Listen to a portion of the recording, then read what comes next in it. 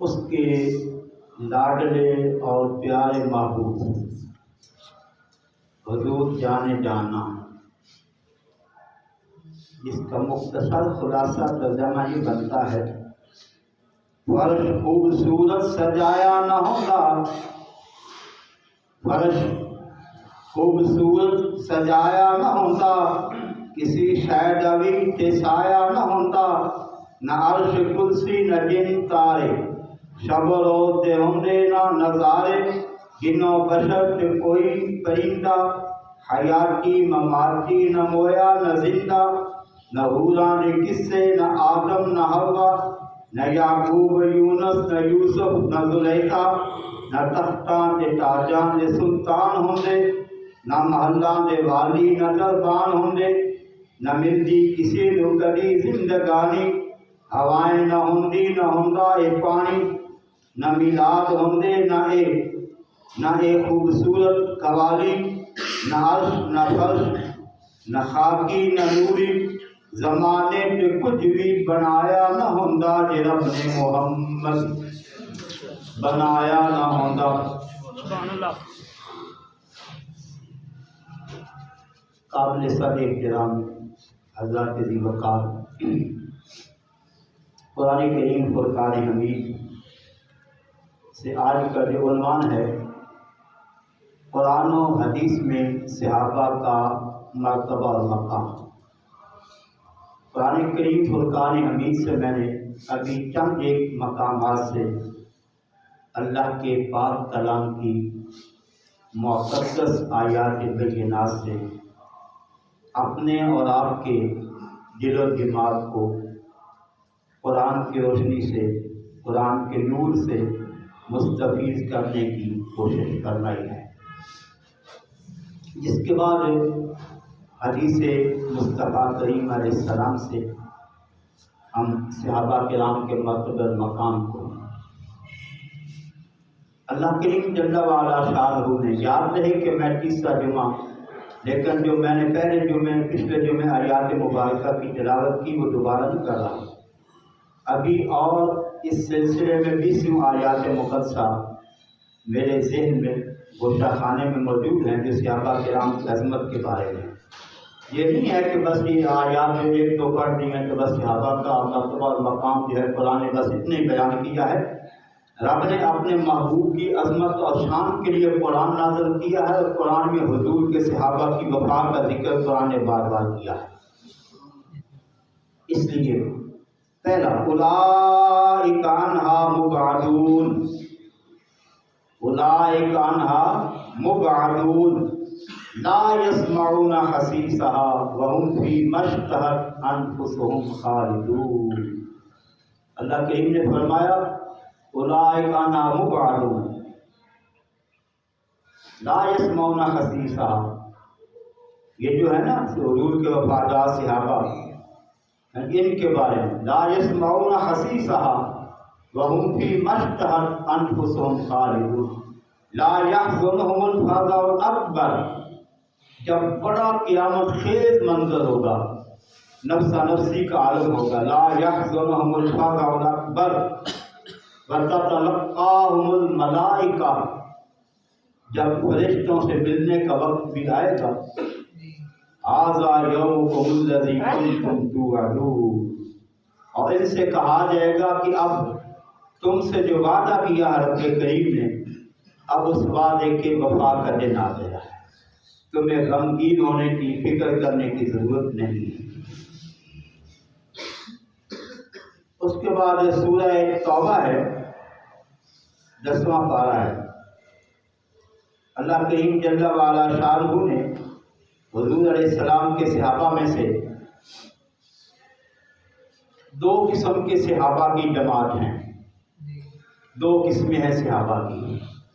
ایک وہ ہیں جنہوں نے ہجرت کی ہے اور نبی کریم علیہ السلام کی مدد کی ہے، مہاجرین و انصار، یعنی وہ صحابہ جو فتح مکہ سے پہلے ایمان لے آئے، اور یہ بھی سورہ توبہ 11ویں پارے میں رب نے ان کا ذکر کیا ہے، والسابقون الاولون من المہاجرین والانصار، جو مہاجر اور انصار ایمان میں سبقت لے گئے، فتح مکہ سے پہلے جو ایمان لے آئے، والذین اتبعوہم بإحسان، اور دوسرے ہیں جو فتح مکہ کے بعد جب اسلام پھیل گیا۔ ایک وہ دور ہے نا جب اسلام کا نام لینا ایک جرم تھا، اپنے آپ کو مصیبتوں میں ظلم و ستم کے لیے اپنے آپ کو جھونک دینا تھا آگ کی بھٹی میں۔ ایک وہ دور تھا، ایک یہ دور ہے فتح مکہ ہو گیا، مکہ شریف فتح ہو گیا، اسلام کی عظمت شان و شوکت کے جھنڈے گاڑ دیے گئے ہیں۔ اب جو اسلام ہے ان کا اسلام لانا بھی صحابی تو ضرور ہیں، لیکن وہ صحابہ اس دور میں جب اسلام کا نام لینا جرم سمجھا جاتا تھا، ایسے دور میں جنہوں نے اسلام قبول بھی کیا، اسلام کے لیے وطن بھی چھوڑا، اسلام کے لیے مال جان عزت اپنے وطن سب قربانیاں بھی دی، میدان جہاد میں بھی اترے، کفار سے جنگیں بھی ہوئی، اور خود بھی جتنا مسلمانوں کو ستایا گیا۔ صحابہ کرام کے ابتدائی دور میں جس قدر ستایا گیا وہ بھی حدیث پاک میں موجود ہے،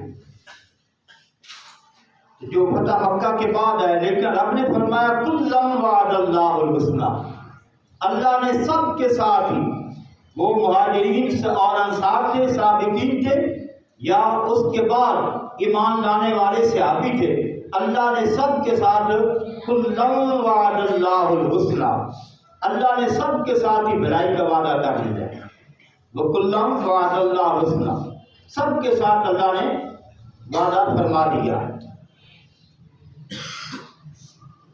بِإِحْسَانٍ رضی اللہ عنہم ورضوا عنہ، بے نیاز فرما رہا ہے کہ اللہ ان سے راضی ہو گیا، رضی اللہ عنہم، اللہ ان سے راضی ہو گیا۔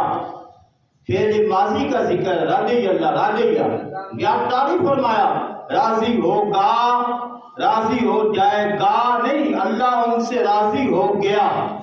یہ زمانہ گزرا ہے، آنے والے زمانے کی بات نہیں ہے، ہوگا کہ نہیں ہوگا نہیں، رضی اللہ عنہم ورضوا عنہ، اللہ ان سے راضی ہو گیا، وہ اللہ پہ راضی ہو گئے۔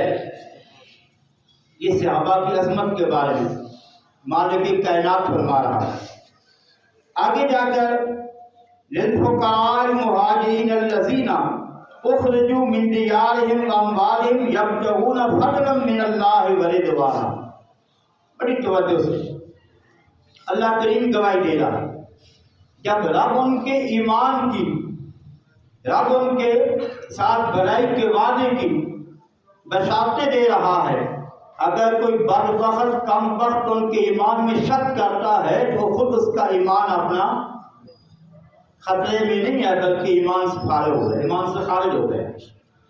قرآن کہہ رہا ہے والذین للفقراء المہاجرین الذین اخرجوا من دیارہم واموالہم، جنہیں وہ مہاجرین، وہ فقراء، وہ مہاجر جنہیں نکالا گیا، اخرجوا من دیارہم، اپنے وطن سے نکلے گئے، ہجرت کر گئے، مجبور کر دیا گیا، مکہ کے ساتھ زمین کے لیے تنگ کر دی گئی، ظلم و ستم کے باہر ڈائے گئے۔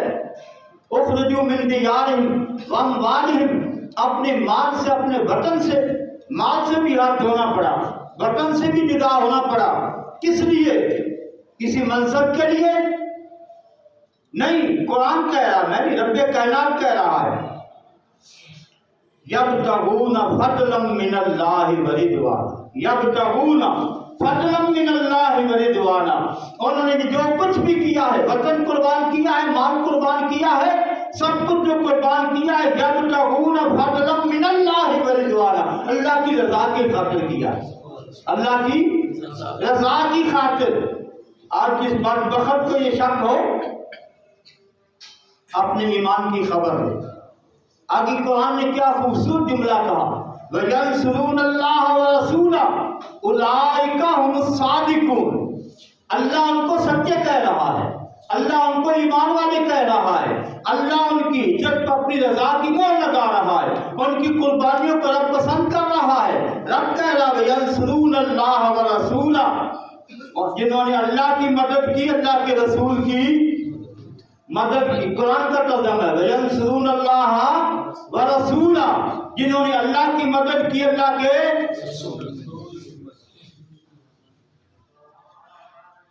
مدد صرف اللہ کی، اللہ تو صحابہ کے بارے میں کہہ رہا ہے کہ انہوں نے اللہ کی مدد کی، اللہ کے رسول کی مدد کی۔ جب رب کہہ رہا ہے تو ایمان والے صحابہ کے بارے میں انہوں نے اللہ کی مدد کی اور رسول اللہ علیہ السلام کی مدد غیر اللہ سے مدد جی بذات میں پھر کبھی اولئک هم الصادقون، فرمائے یہ سچے لوگ ہیں۔ اولئک هم الصادقون، صحابہ کی صداقت، ان کی ایمان پہ اللہ مہر لگا رہا ہے۔ اولئک هم الصادقون، آگے فرمائے والذین جاءوا من بعدهم یقولون ربنا اغفر لنا ولاخواننا الذین سبقونا بالایمان، 28 پارے کی آیت پاک ہے۔ اللہ کریم فرما رہا ہے ایمان والوں سے، توجہ، ایمان والوں سے رب کہہ رہا ہے، ایمان والوں سے رب کہہ رہا ہے والذین جاءوا من بعدهم، ان کے بعد وہ لوگ جو آئے ہیں، یقولون، وہ یہ کہتے ہیں ربنا اغفر لنا، یا اللہ ہمیں بخش دے، ربنا اغفر لنا، ہمیں وَلِإِخْوَانِنَا الَّذِينَ سَبَقُونَا بِالْإِيمَانِ، جو ہم سے پہلے ایمان میں سبقت کر گئے، صحابہ پاک رضوان اللہ تعالی علیہم اجمعین، ہاں جی، یقولون ربنا اغفر لنا وَلِإِخْوَانِنَا الَّذِينَ سَبَقُونَا بِالْإِيمَانِ، اللہ ان کے ایمان کی گواہی دے رہا ہے، سبقونا بالایمان۔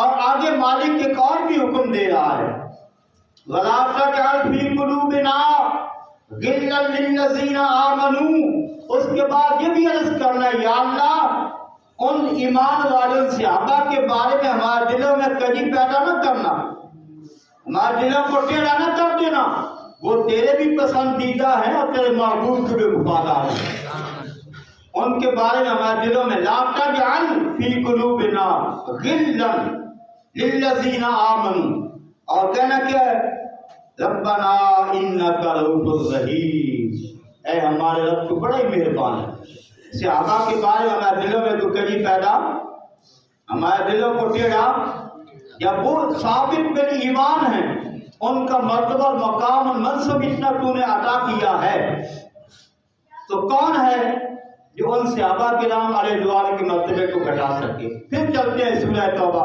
11 پارے میں، اللہ کریم جل وعلا شانہ صحابہ کی عظمت کے جو تمہید اللہ نے باندھی ہے نا، جو بیان اللہ نے کیا ہے، التائبون العابدون الحامدون السائحون الراکعون الساجدون الآمرون بالمعروف والناہون عن المنکر والحافظون لحدود اللہ وبشر المؤمنین وبشر المؤمنین۔ التائبون، یہ اللہ اپنے محبوب کے وفادار صحابہ کی عظمت کو بیان کر رہا ہے، ان کی عظمت کے 6 مقام یہاں اللہ نے ذکر کی، 16 ذکر کی ان کا اوصاف، ان کے کمال، ان کی عظمت، ان کی شان۔ التائبون العابدون، توبہ کرنے والے، عبادت کرنے والے، التائبون العابدون السائحون الراکعون الساجدون، رکوع کرنے والے، سجدہ کرنے والے، آمرون بالمعروف، نیکی کا حکم کرنے والے، ونہون عن المنکر، برائی سے روکنے والے، والحافظون لحدود اللہ، اللہ کی حدود کی حفاظت کرنے والے، وبشر المؤمنین، ایمان والوں کو اللہ تعالیٰ خوشخبری ہو، اللہ ان کو خوشخبری سنا رہا ہے۔ تو جو صحابہ کے بارے میں رضوان اللہ تعالیٰ علیہ اجمعین کے بارے میں ایسا کسی کے ذہن میں بھی آ جائے تو ایمان سے فارغ ہو جاتا ہے۔ عن جابر عن النبی صلی اللہ علیہ وسلم قال لا تمس النار مسلما رآنی اور من رآنی، رواہ الترمذی۔ حضرت جابر رضی اللہ تعالیٰ عنہ کہتے ہیں نبی کریم علیہ السلام نے فرمایا لا تمسن نار مسلمن رعانی اور آمن رعانی، اس کو کبھی آگ چھوئے گی نہیں. لا تمسن نار، اس کو آگ کبھی چھوئے گی بھی نہیں. چھونا پکڑنے میں فرق ہے نا، آگ میں جھونکا جانا تو اور کوئی بات ہے نا، ان کے آگ قریب بھی نہیں جائے گی. لا تمسن نار مسلمن رعانی، جس نے مجھے ایمان کی حالت میں دیکھا. لا تمسن نار مسلمن رعانی، جس نے مجھے اسلام پر ایمان کی حالت میں مجھے دیکھا اس کو آگے اور آمن رعانی، یا جس نے میرے دیکھنے والوں کو دیکھ لیا. جس نے مجھے دیکھا یا میرے دیکھنے والوں کو دیکھا. امام ترمذی نے بھی حدیث پاک کو روایت کیا ہے. عن عبداللہ بن مغفل قال قال رسول اللہ صلی اللہ علیہ وسلم اللہ اللہ فی اصحابی، اللہ اللہ فی اصحابی لا تتخذوهم غرضا من بعدی فمن احبهم فبحبی احبهم ومن ابغضهم فببغضی ابغضهم ومن آذاهم فقد آذانی ومن آذانی فقد آذى الله ومن آذى الله فیوشک ان یؤخذه. حضرت عبداللہ بن مغفل راوی ہیں. نبی کریم علیہ السلام نے فرمایا اللہ اللہ، یہ کیا شان ہے. اللہ اللہ فی اصحابی، کیا شان ہے میرے صحابہ کی. اللہ اللہ فی اصحابی، کیا مقام ہے میرے صحابہ کا. لا تتخذوا مغارضا من بعدی، یعنی میرے بعد، فرمایا میرے بعد. اللہ سے ڈرو، اللہ سے ڈرو، میرے بعد انہیں اپنا نشانہ نہ بنا لو. صحابہ کو نشانہ نہ بنا لو. فرمایا فمن احبهم فبحبی احبهم، جس نے صحابہ سے محبت کی میری محبت کی وجہ سے محبت کی. جس نے ان سے محبت کی میری محبت کی وجہ سے محبت کی. ومن ابغضهم فببغضی ابغضهم، جس نے ان سے بغاوت کی، دشمنی کی، اس نے مجھ سے. ومن آذاهم فقد آذانی، جس نے صحابہ کو تکلیف دی، اذیت دی، فقط آذانی، اس نے مجھے اذیت دی. ومن آذانی فقط آذى اللہ، جس نے مجھے اذیت دی اس نے میرے اللہ کو دی. ومن آذانی فقط آذى اللہ، جس نے مجھے اذیت دی اس نے اللہ کو دی. اور اللہ کے محبوب علیہ السلام نے فرمایا نہیں ہے کہ جو شخص ایسا کرتا ہے اللہ اس کو اعلان جنگ من ہارا، اللہ تعالیٰ اس کے ساتھ جنگ کا اعلان کرتا ہے. اللہ کے ساتھ لڑنے کے لیے پھر تیار ہو جاؤ. اللہ کی گرفت میں آئے گا، اللہ کی پکڑ میں آئے گا. اللہ کے ساتھ گرفت بڑی سخت ہے. ومن اذى الله فیوشک ان یؤخذه، یہ بھی امام ترمذی نے حدیث پاک کو روایت کیا ہے.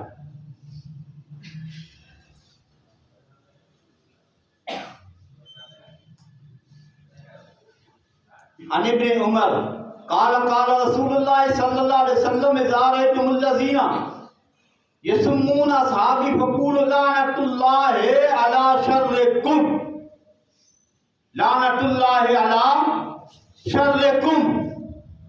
حضرت ابن عمر رضی اللہ عنہ راوی ہیں. ماتے نبی کریم علیہ السلام نے فرمایا اذا رأيتم الذين يسمون اصحابي، جب دیکھو نا کوئی شخص میرے صحابہ کو برا بھلا کہہ رہا ہے، جب دیکھو کہ میرے صحابہ کو کوئی برا بھلا یسمون اصحابی فقولوا لعنۃ اللہ علی شرکم، تم کہو کہ تمہارے شر پر اللہ کی لعنت، تمہارے شر پر اللہ کی، تمہارے شر پر اللہ کی. سمجھ آئے؟ مجلسوں میں باپ باپ کر جاتے ہیں جہاں میرے محبوب کے صحابہ کے بارے میں زبان کھولی جا رہی ہو، کھولنے والے کے ساتھ ہمارا کوئی تعلق نہیں ہے، اس محفل کے ساتھ ہمارا کوئی تعلق نہیں ہے. یہ تو اب ان میں سے ایک اور میں روایت جو وقت کم ہوتا جا رہا ہے تو ذکر کر دوں. ایسے اس کے بارے میں بھی بہت آیات مقدسہ باقی ہیں صحابہ پاک رضوان اللہ تعالیٰ علیہ مجمعین کی محبت کا جو عالم ہے نا، اس میں سے ایک میں عرض کرنے لگا ہوں، باقی سلسلہ کلام تو یہ سال بھر بھی چلتا رہے تو ختم ہونے والا نہیں ہے، یاد رکھ لیں۔ اگر اجازت دے تو میں پورا سال ہی صحابہ کی عظمت قرآن و حدیث کے حوالہ سے کرتا رہوں انشاءاللہ۔ حضرت کعب بن مالک رضی اللہ تعالیٰ، صحابہ کا عشق رسول کتاب کا نام ہے، صحابہ کا عشق رسول کتاب کا نام ہے، اس کا صفحہ نمبر ہے 80 اور 989۔ حضرت کعب بن مالک رضی اللہ تعالیٰ فرماتے ہیں کہ جب تبوک کا موقع آیا نا، تبوک، غزوہ تبوک یاد ہے نا، غزوہ تبوک مدینہ سے زیادہ دور فاصلے پر جنگ کی غزوہ تبوک۔ حضرت مالک بن دینار فرماتے ہیں اس وقت میں بڑا آسودہ حال تھا، خوشحال تھا، اس وقت میرے پاس دولت تھی، آسانیاں تھی، وہ پہلے والی تنگی کا دور گزر چکا تھا، اب میرے پاس دو اٹھنیاں بھی تھی، اب مجھے جانے میں دقت نہ تھی۔ نبی کریم علیہ السلام نے علل اعلان صحابہ کو بتایا تیاری کر لو، وگرنہ ایسا بھی ہوا مکہ فتح ہوا 10,000 لشکر ہے، کسی کو بھی خبر نہیں ہے۔ یہ حضور علیہ السلام کی کمال، 10,000 کا لشکر ہے، کسی کو خبر بھی نہیں ہے کہاں جانا ہے، ہمارا آگے میدان کہاں لگنا ہے اور کس غرض سے جائے پتہ ہی نہیں ہے۔ لیکن تبوک کے موقع پہ سرکار نے صحابہ کو حکم دیا تیاری کر لو، صحابہ تیاری کرنے لگ گئے۔ مالک بن دینار کہتے ہیں میں نے کہا میرے پاس الحمدللہ اب سامان ہے، اب آسانیاں ہیں، اب میرے پاس اٹھنیاں ہیں، اب مجھے تیاری کرنے میں کیا وقت لگے گا، کوئی بات نہیں۔ حتیٰ کہ وہ دن بھی آ گیا جب صحابہ پاک رضوان اللہ تعالیٰ نے تبوک کے لیے نکل پڑے، حضور علیہ السلام کی تشریف لے گئے۔ میں بس یہ سوچ آج کل ابھی چلوں گا، میرے پاس سواری، ابھی پہنچ جاؤں گا، ابھی مسلمانوں سے مل جاؤں گا، حضور کی خدمت میں چلا جاؤں گا، بس اسی کشمکش میں آج کل کرتے، حتیٰ کہ نبی کریم علیہ السلام تبوک میں پہنچ گئے۔ پہنچنے کے بعد نبی کریم علیہ السلام نے صحابہ پہ نظر دوڑائی۔ ہاں، حضرت مالک کہتے ہیں کہ حالت یہ تھی اس موقع پہ کہ صحابہ کی تعداد اتنی تھی کہ جس ٹائم میں جگہ لکھنے کی کم ہو گئی، اتنے صحابہ تھے غزوہ تبوک میں۔ میں نے کہا اتنے صحابہ ہیں، چلو کوئی چھپنا چاہے تو چھپ بھی سکے گا، ایسی کوئی بات نہیں ہے۔ جب غزوہ تبوک میں پہنچے نبی کریم علیہ السلام نے پوچھا مالک بن دینار نہیں آیا؟ مالک بن دینار نہیں آیا؟ ایک شخص نے عرض کی یا رسول اللہ صلی اللہ علیہ وسلم، اس کو مال اور جمال کے فخر نے روک دیا، مال اور حضرت معاذ رضی اللہ تعالیٰ کی یا رسول اللہ یہ غلط کہہ رہا ہے، ایسی بات نہیں ہے، وہ بڑا وفادار سے آگئی ہے، بڑا جانثار ہے، کوئی بات ہو گئی ہوگی۔ حتیٰ کہ فرماتے ہیں مختصر کرو، فرماتے ہیں کہ یہاں تک کہ غزوہ تبوک ہو گیا، نبی کریم علیہ السلام مدینہ تشریف میں واپس تشریف لے آئے۔ نبی کریم علیہ السلام کی عادت کریمہ کیا تھی؟ توجہ سے، ہم بھی تو حضور کی امتی ہے نا، آقا کی یہ بھی سنت پاک ہے نا، ہمیں بھی اپنانی چاہیے کہ نہیں؟ جب کہیں جائیں، کسی شہر میں جائیں تو سب سے پہلے وہاں جو مسجد ہے سب سے پہلے وہاں جا کر 2 نفل ادا کریں، یہ حضور کی عادت کریمہ تھی۔ اللہ سے عرض کریں یا اللہ میرا مسئلہ آسان کر دینا، آپ کے معاملات اللہ آسان کر دے گا۔ جب آقا علیہ السلام واپس تشریف لے آتے سب سے پہلے خدا کے گھر میں سب سے پہلے 2 رکعت نفل ادا فرماتے، اس کے بعد صحابہ پاک رضوان اللہ تعالیٰ علیہ مجمعین آتے جاتے حضور سے سلام عرض کرنے کے لیے، معاملہ چلتا رہے۔ ماتے آقا علیہ السلام مسجد میں تشریف لے آئے، مجھے بھی پتا چلا، اچھا ہوا یہ تھا کہ منافق بھی نہیں گئے تھے، کچھ اور لوگ بھی تبوک میں شریک جنگ نہ ہوئے تھے، لیکن جو آتا گیا جھوٹی قسمیں کھا کر چلتا رہا۔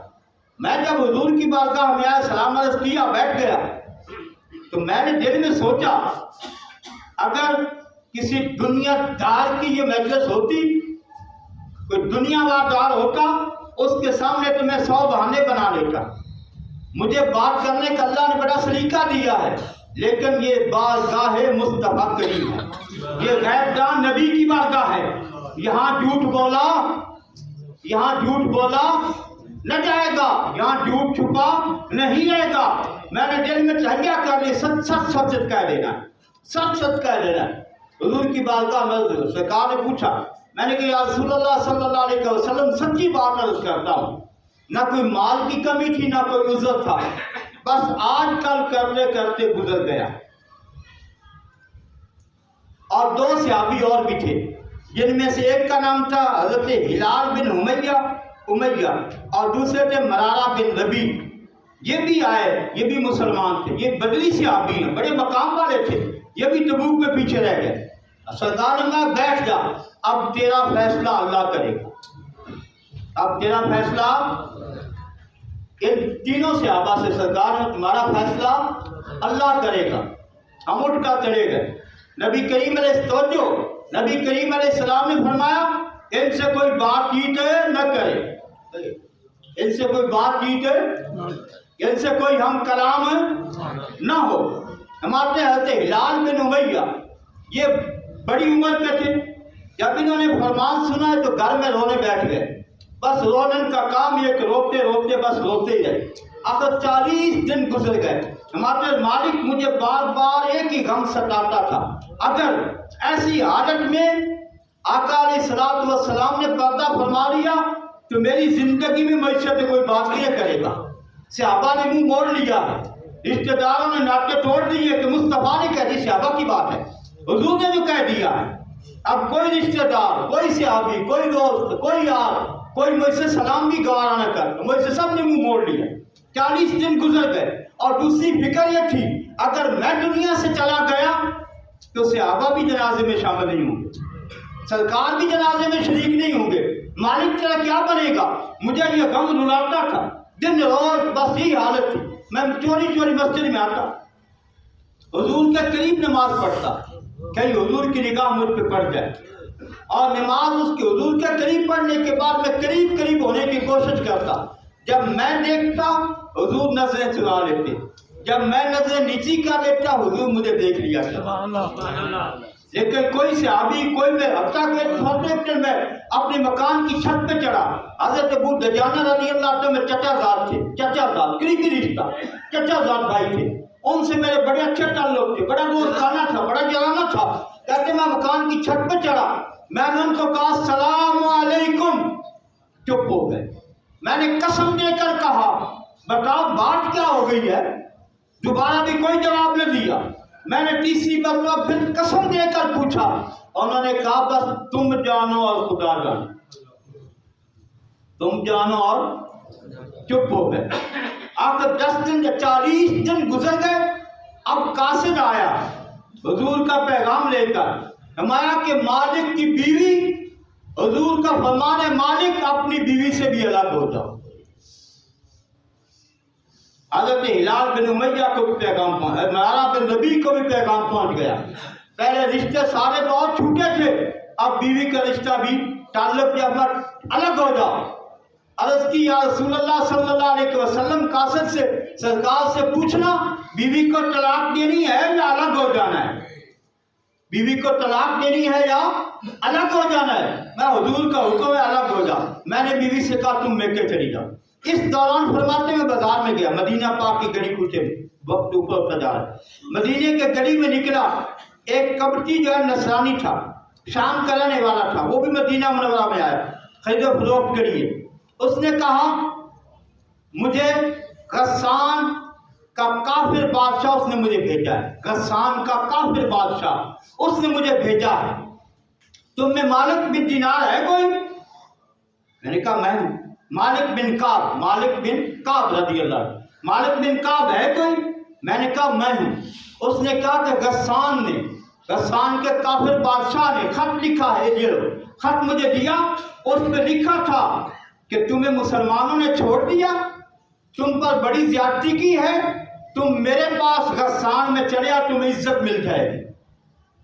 اب مارتے پہلے کیا چوٹ لگی تھی پھر اور لگی. میں نے کہا حالت یہاں تک پہنچ گئی اور کب کافر بھی میرے بارے میں یہ گمان کرنے لگ گئے. اب کافر میرے بارے میں گمان کرنے لگ گئے کہ تم یہاں آ جاؤ، مسلمانوں کا وطن چھوڑ دو، حضور کی سنگت چھوڑ دو، مدینہ چھوڑ دو، غسان میں چلے آؤ، مالک تیری یہ حالت ہو گئی ہے۔ کعب بن مالک فرماتے ہیں اس کے بعد میری حالت کیا تھی، روتے روتے آخر میں ہوا یہ کہ جب 50 دن گزر گئے، اس حالت میں 50 دن گزر گئے، حضور کے صحابہ کی سنا کوئی ہاتھ ملانے کو، کوئی سلام لینے کو، کوئی کلام کرنے کو تیار ہے، 50 دن گزر گئے۔ ایک شخص نے پہاڑ کی چوٹی پہ کھڑے ہو کہا مبارک ہو مالک، کعب بن مالک، کعب مبارک ہو تمہیں۔ میں فوراً سجدے میں گر گیا ہے، فوراً سجدے میں گر گیا، رب کا شکر ادا کیا۔ اس کے بعد ایک اور گھوڑ سوار دوڑتا ہوا گھوڑا آیا، میرے دروازے پہ آ کر دستک دی، کعب مبارک ہو کہ اللہ کے رسول راضی ہو گئے، کعب مبارک ہو حضور راضی ہو گئے۔ یہ صحابہ کا ایمان ہے، صحابہ کی شکر، صحابہ کے مقام ہے، ہمیں پتا ہے کہ حضور راضی ہو گئے تو رب کعب کہتے ہیں جب اس نے کہا نا مبارک ہو، میں نے اپنے کپڑے بھی اس کو دے دیا ہے، خوشی میں، اس خوشی میں کپڑے بھی اس کو دے دیے، سر پاؤں برہنہ میں نے دوڑ جو لگائی، کہتے نا پاؤں سر پہ رکھے میں نے دوڑ لگائی، ننگے پاؤں حضور کی بارگاہ میں چلا گیا۔ حضور علیہ السلام کا چہرہ انور کھلا ہوا، حضور مسکرا رہے تھے۔ آتے میں حضور کی بارگاہ میں گیا، آقا دو جہاں صلی اللہ تعالی علیہ وبارک وسلم نے فرمایا کہ اللہ تم سے راضی ہو گیا، اللہ تم سے راضی ہو گیا ہے۔ فرماتے ہیں یا رسول اللہ صلی اللہ علیہ وسلم، اس دولت کی وجہ سے، اس مال کی وجہ سے، اس دنیا کی وجہ سے یا رسول اللہ صلی اللہ علیہ وسلم میں پیچھے رہ گیا، اب میں سارا مال اللہ کی راہ میں دیتا ہوں، سارا مال فدیہ کر دیتا ہوں۔ حضور نے فرمایا کعب سارا نہیں، کچھ اپنے لیے بھی رکھ لو کہ محتاج نہ ہو جائے۔ یا رسول اللہ جیسے آپ کی مرضی ہے، جیسے آپ کی منشا ہے، جیسا آپ کا حکم ہے، میں نے کچھ رکھ لیا، باقی ساری دولت میں نے لٹا دی کہ اللہ کا رسول راضی ہو گیا۔ اللہ تعالیٰ جل وعلا شانہ صحابہ پاک رضوان اللہ تعالیٰ علیہ مجمعین کی پاکیزہ سیرت سے ہمیں بھی مستفید ہونے کی توفیق۔